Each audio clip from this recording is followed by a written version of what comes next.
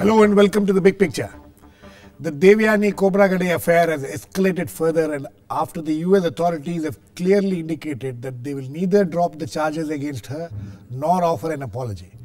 The government of India, which has moved the diplomat to the United Nations from the Indian consulate in New York, is hoping that it would ensure her immunity. Meanwhile, though there seemed to be continuous communication between the two countries at various levels, the stand on both sides seems to have hardened further. Though the Indian External Affairs Minister Salman Khurshid has spoken about a logical conclusion to the case, how and in what manner it would be achieved seem unclear at this stage.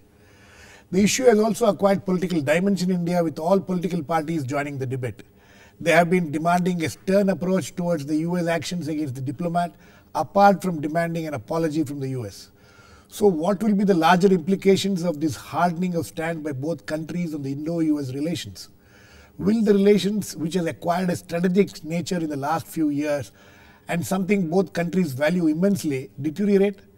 What is needed now to bring the relationships back on even keel? To what extent can there be compromises on both sides?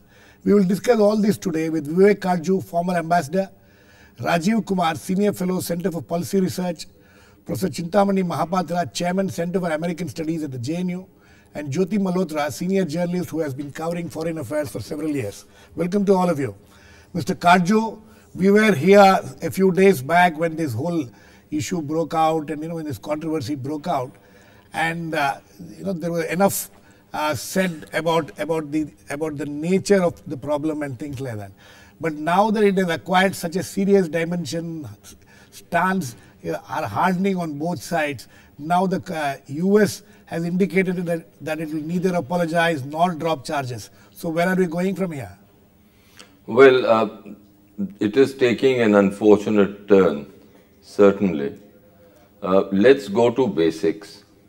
The provocation in this sorry matter has come entirely from the US side. As new facts have emerged, it is quite clear that the United States was following a dual track. The first track was a continuing conversation between the State Department officials and our people in the Foreign Ministry, and I imagine our embassy in Washington. The second track was a domestic track in which it seems that they had decided to go after Devyani with almost, it seems, a vengeance. And they prepared the ground very carefully.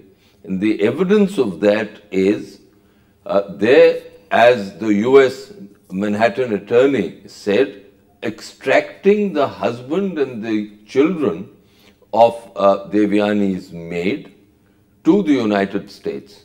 Now, this is not the act of a country with which India has a strategic partnership. This is not the act of a friend. So you think, Mr. Katju, you think this dual track which you are talking about? Yes. You think that there is a deliberate nature to this dual track approach which has been taken, or you think that these two tracks are working in different directions in the US? No. The Department of State sanctioned the second track. Quite clearly, the Department of State was working with the Department of Justice and the US Attorney on the second track. Right. Therefore, this matter is extremely serious, and it can, as far as I can see, public sentiment in India has been aroused. Of course, our partnership with the Americans is important, but I imagine it's important for both countries. Absolutely. And therefore, the only way to resolve it is by the Americans dropping these charges. There were ways of handling this matter in a discreet way which would have satisfied both countries. But we live in an age where there's a certain gung-ho approach to diplomacy, a certain macho approach in the United States and the West. Okay. Mr. Rajiv Kumar, how serious you think is this standoff which is happening now, and how much do you think will it affect the relations in the coming days, weeks and months? Can you hear me, Mr. Rajiv Kumar? Yes, I can. Just about. Yes. Hello.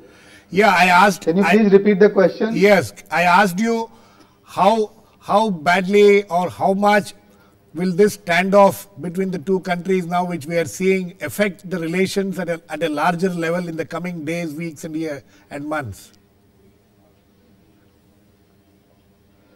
Well, I'm very hopeful that this will be soon behind us, because we are two very mature and very mature democracies. We have a very long-standing relationship, and the relationship which is very extremely multidimensional. So while I know that the public sentiments in this country have been aroused, and I think it's very good that we have drawn a line to what we can accept and what we cannot, but I don't think, and I really hope that this will not affect our economic, commercial and strategic relations while we go forward. And I say this on the basis because I think both sides recognize the importance of the relationship to each other, and both India and the US are very cognizant of the fact that this cannot be allowed to develop into a major diplomatic or a strategic row. Because then both countries stand to lose. Mr. And the sooner we get this behind us, the better. Mr. Rajiv Kumar, you said that both countries are mature, and in these situations there needs to be a mature approach. Do you think that the American approach was a mature approach in the way they handled it?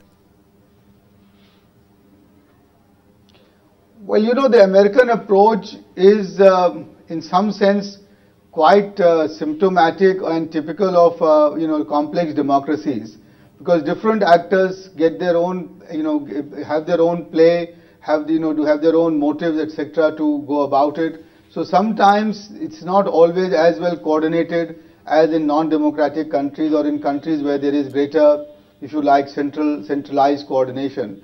So in that sense, we should not, I don't think it's fair to label or paint the entire American approach with this incident as immature. Yes, some actors, some individuals have acted in an immature manner, but I think the others have acted quite, sanely, and the contacts between the State Department on their side and our Ministry of External Affairs have been already initiated. And to that extent, I feel that, and I think all of us know in some sense that America is a very mature democracy, and therefore they will do whatever is required to repair the damage that has been done. Okay. And so should we, because after all, it is in our interest to ensure that this relationship remains on an even keel. Okay, you say that it is not immature. In fact, the other word which is being used against what has been done is arrogance. That is what many of the diplomats also have been using, the word arrogance. Arrogant it could be, Mr. Nikam. Arrogant it could be. And arrogant yes, Mr. Katju. Of the New York Attorney General, I think, Mr. Katju, I want to make two short points. Yes, sir. The first is that it was a coordinated approach. The US State Department and the Justice Department were acting together quite clearly, and the evidence that is emerging now or has emerged demonstrates it. Second, I won't only use the word arrogant, I would also use the word or the term bad faith. Bad faith, okay. Okay, Professor Mahapatra, it is acquiring several dimensions. One of the dimensions is bad faith and but Rajiv Kumar apparently has a more softer approach towards these things, so that he thinks it's not as bad. But we have seen a number of things coming out of this. You think that by the action of the American government to take away this her family, her husband and kids from here 2 days before she was arrested, you think that was a clear indication of their intent? That is a clear indication of some kind of conspiracy at the middle and the lower level in the United States. I don't think higher level officials in the State Department or in the White House were in the know of things. Something was cooking up at the middle level, and slowly new kinds of information are coming up. But my main point would be the damage has been done. Damage has been done. And I think the time has come for a quick damage limitation exercise on the part of both the countries. The tit-for-tat action or complaining against each other's political system or social system is no good. Legal systems. Legal system, we have done enough through the media, and the time has come where even Salman Khurshid should speak to John Kerry and should not wait for John Kerry to make him a call yet again. John Kerry is holidaying. Holidaying. But on such matters, when the situation is so serious, even during holidays they can talk. I don't know Our Prime Minister, I would suggest... We don't know whether Secretary of States, takes calls during their holidays. I don't know, but even Prime Minister should call. I recall the case of Mr. Davies, the CIA contractor who killed 2 people in broad daylight, and Obama did not have any ego. He called Zardari and said, let us discuss this matter with a higher principle of diplomacy rather than talk about only the legalities of the issue and all. So I think there is a problem there. We should take the initiative and proactive action and engage the Americans in a dialogue process so the damage limitation exercise begin and should not negatively affect the relationship. We'll come to the relationship. Jyoti, you think India has been taking proactive actions enough, or you think there needs to be more proactive actions, as Professor Mahapatra suggests? No, I because think there is this the demand for reciprocal action within India is becoming very shrill and shriller every day. No, I think the Indian government has taken a few steps against the, well, I would not say against the Americans, but clearly they've taken steps that is going to affect the American embassy in Delhi as well as consulates in other parts of the country. As you know, security barricades around the US Embassy in Delhi have been removed. But I also would like to point out here that although the Americans have complained to the Indian government after the security barricades were removed, I think the Indians have said to them that security outside the embassy is the responsibility of India. Right. So whether it's Delhi police or whether it's some other force, I think that's India's responsibility, and I think we will take good care of the Americans. But having said that, I think it was high time and it was highly overdue that these so-called privileges that were accorded to American diplomats all over the country were withdrawn, not only because it's, I don't think it's a retaliation. I think that India must treat all its diplomats with the highest respect that is demanded of them. But I think the world should also treat Indian diplomats with the Jyoti, respect. My question is this: that whatever actions have been taken now. Can I just make I'll come to you. I'll come to you, Rajiv Kumar. Can I just come in here? I'll come to you. Please wait, Jyoti. My question is that the actions, whatever actions have been taken so far, are they enough, or do you need more actions need to be taken? And the issue of apology, that's going to become a big. That's already become a big issue. Until they apologize, we can't stay back, and it's become a political issue. Absolutely. No, I think Kerry, when he spoke to the National Security Advisor, Mr. Shankar Menon, he said he's regretted it. The State Department has issued a statement which expresses regret. I think that's fine.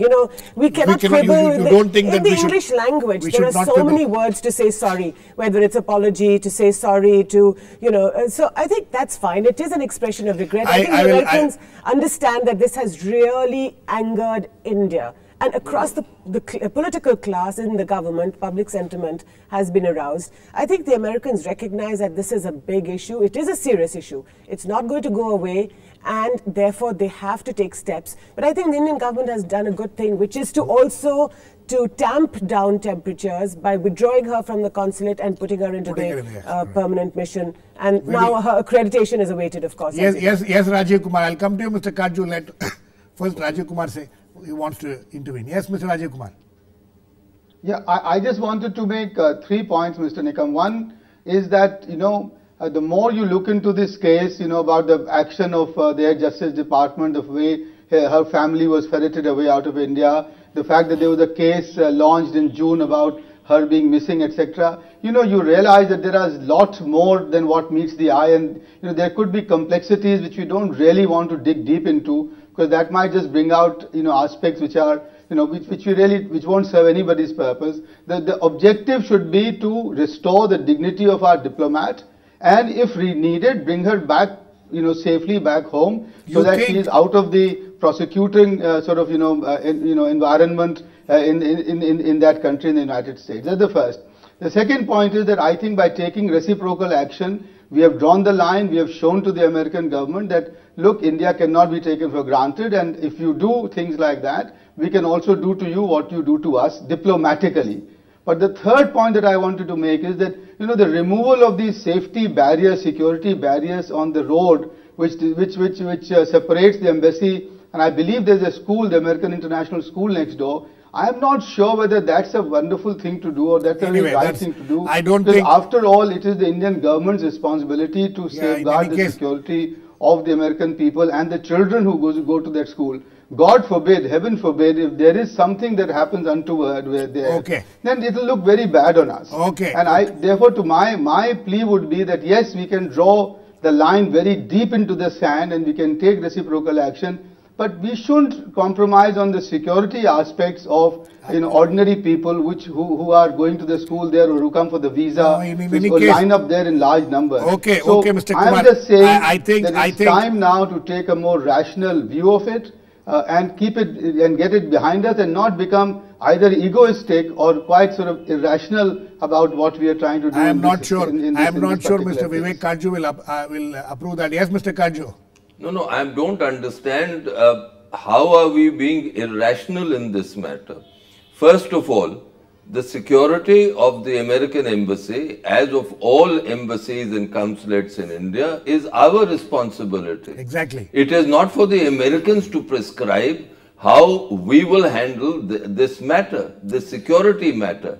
If the government has thought that it is high time that those barriers are removed, nowhere in the United States is a road closed. That's point one. Mr. Katju, let us not dwell too much on the security barrier issue. I agree. It's a minor thing which is being blown up. I agree. I'm not saying anybody we should work under pressure, but I'm just saying that let's not take steps which might compromise the security. Because there is a security I'm sure Indian government is fully aware of its responsibilities. But second, yes, Mr. Raju, the larger issue of what Mr. Rajiv Kumar says, let us not dwell too much into, let us not dig too deeper. It will create, it can create problems. How do you react to that? I entirely agree that the relationship with the United States is of great value to us. It is a multifaceted relationship. It's a strategic partnership.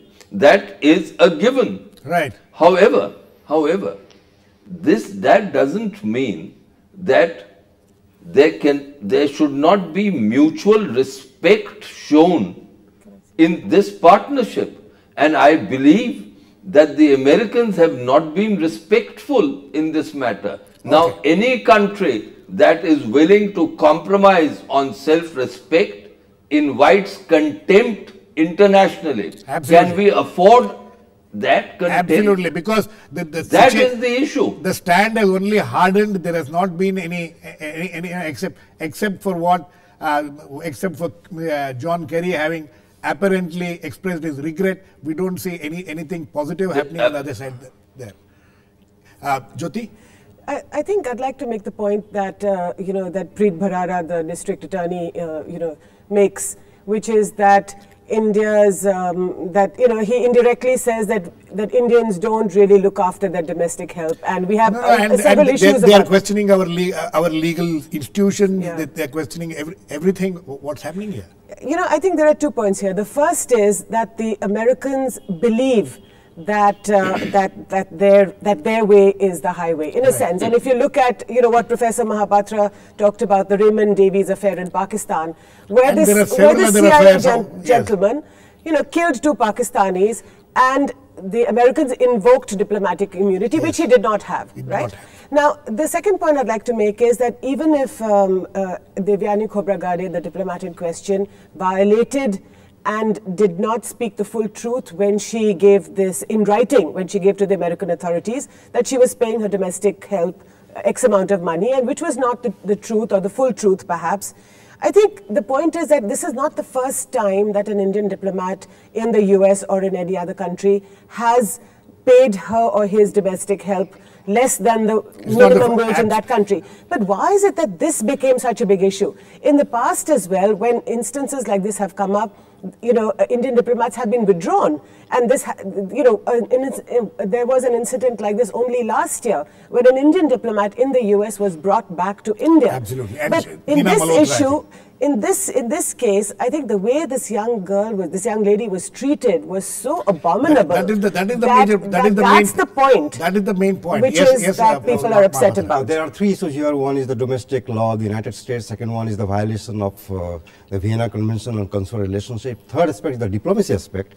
This is not the first time that India and the US are having diplomatic rows. Very serious diplomatic rows have happened in the past, and we have tackled it. I'll give you just two examples. When Ravin Rafal became the Assistant Secretary of State, she challenged the legal validity of the instrument of accession by which Kashmir became part of India. Right. India was angry. Furious. Indian Parliament was furious. And finally, the matter was settled when Peter Tanoff, her boss, came to Delhi and said, our position has not changed. Second time, when Obama came to power, he wanted to appoint an envoy who will be looking after Afghanistan, Pakistan, and Kashmir.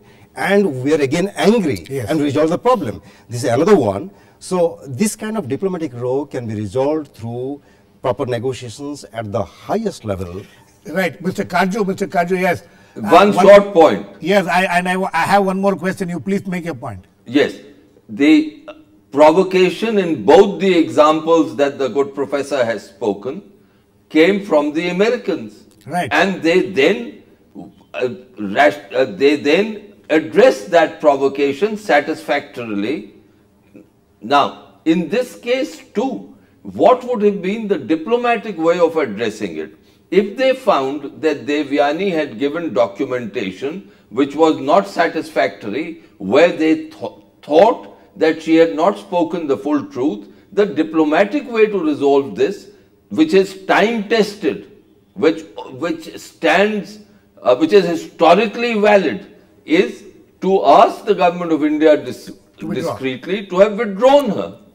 That is the way things are handled. Yes, and as far as the domestic staff or domestic assistance issue was concerned, they could have given the facts to India and asked the Indian government to address it satisfactorily within our judicial system. That is the way it should have been done. Mr. Katju, one more important thing here. Yes. If you go by what the prosecutor is talking about, they say that this is an issue concerning human trafficking. Yeah. How valid is this? Is this charge against Devyani that she was involved in human trafficking? They're calling it a human trafficking case. This is an absurdity. Human trafficking is when there's a person who is involved in illegally moving large peoples across. We know what human trafficking means. The law, I know, is said to be an ass, but this prosecutor is taking the proposition of the law being an ass to asinine limits. Okay. Mr. Rajiv Kumar, these are the kind of provocations which are happening from there, that they are calling it, in fact, they're using the term human trafficking in this case. And now, but it's interesting, just now we have heard from the Foreign Office that the note verbal has been sent to the US saying that Sangeeta Richard, the domestic servant, is actually deemed to be an employee of Government of India. So Indian laws applies to her and not US laws. You think this is something, this approach which the Government of India seems to have taken today should be something which should be helpful in resolving the issue?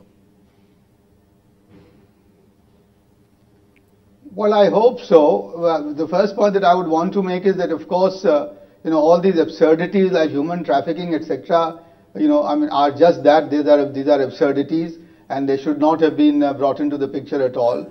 There is, however, a larger case, I believe, of kind of visa fraud being perpetrated by some, odd, diplomats here and there in the US and other advanced economies, and which I think is something that, I suppose everybody is aware of. Yes. And the way out is what Mr. Katju says, is to tell the government concerned that, look, this is not to be done.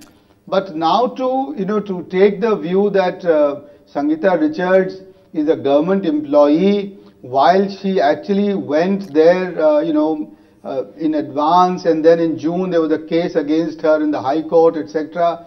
I am not so terribly sure. Okay. I would have thought that the better way would be to end the matter and bring our diplomat back home, so that she can be free from any right now it loss doesn't seem to be possible to bring her back any risk home. of loss of further self-esteem and get out of this prosecution angle that she might be facing at this time. So, Mr. Kumar, do you think that the strategic relations between the two countries will get affected or has already got affected because of this controversy?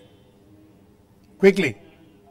No, I don't think they have been affected. I think this is too, with all due respect to our young diplomat Devyani, this is still an individual matter and not in my view a large enough or and a crucial enough matter for our multi-dimensional relationship and strategic relationship between the two countries to be affected. And it should not be affected. Mr. Katju, what do you think? It will be a sad day when we don't uphold the dignity of our young women. The way she was treated. No, but Mr. Second, please. Is it going to affect the relations badly? I would like to hope, some extent? No, I would like to hope not. I would very much like to hope not. Okay. But the provocation, as I've been repeatedly saying, has come from the Americans. They must address it. Okay. And it is not for us to be proactive. It is for them, those who gave the provocation, to be proactive in this matter. Okay, sir. Okay. Point well taken. Yes, I personally do not think that this is just an individual case. I would say this is not even a case between India and the United States anymore. This is a question of international law. In 1963, the Vienna Convention Vienna Convention took place, and the times have come that after 50 years, so many changes have taken place. Only 95 members. So there is a need to relook at this whole. Today we have more than 200 countries. So we need to relook at the convention. There is a lot at stake. The India-US relationship is a very big one and a very deep one. India needs the US in many ways, and the US and vice versa, both in the region, both in South Asia and across Asia. But I think both India and the US have to look at a lot of issues. This is really the tip of the iceberg, and they must talk much more frankly with each other. Clearly that's not happening. That's not happening, and you think that, if it's allowed to escalate further, it could damage. And the fact that the political class has weighed in this issue also shows that the so-called strategic partnership is really one between governments and perhaps between the business communities. It hasn't seeped into India in that sense, and I think both countries must talk to each other much more openly. Yeah, that's an important point you made. The fact is that the relationship is still fragile. If such things can affect the relations, it will be a very fragile relationship. So it needs to be strengthened. There has to be, as Mr. Katju says, the provocation has come from there. The proactive steps also need to be taken from there. But that we are not seeing so much now. We will wait and watch what will happen. Thanks to all my guests, Mr. Rajiv, Kumar, Vivek, Katju, Chintamani, Mahapatra, and Jyoti, Malhotra. Please keep watching. We'll come back with another issue on The Big Picture, same time on Monday. Meanwhile, have a great weekend.